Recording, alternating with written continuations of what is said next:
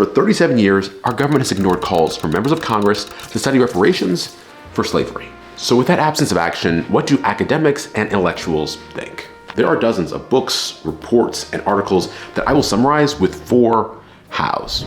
How we define eligibility, how much is owed, how should folks be paid, and how do we afford it? On eligibility, 4 out of 5 Black people in the US are direct descendants of American slavery. The average African American born between just 1960 and 1965 has about 300 African and 50 European ancestors dating back to 1619. Through a commission of archivists, genealogists, and researchers, we could design a system to vet and distribute any services.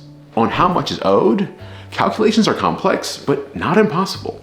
South African apartheid, the Holocaust, 9/11, we have done this kind of work across the world for the past 7 years. Researchers disagree on an exact number, but experts argue for something around $400,000 per descendant of American slavery. On how people are paid, the simplest answer may be to create programs and trust funds that operate like annuities, where payments are paid out regularly.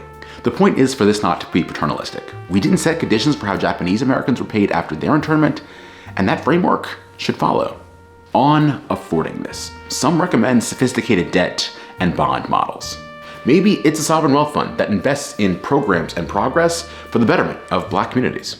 But the simplest answer may be strategic taxation on wealth or corporations.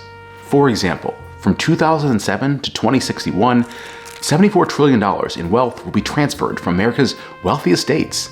That alone could cover the cost. The reality is that this is possible and important. And there are questions, but we can also find answers. Though Congress has refused to act, any next president could immediately bypass them to create a commission to study reparations. So as we head into election season and the presidential race in 2028, it may be worth asking people, where do they stand?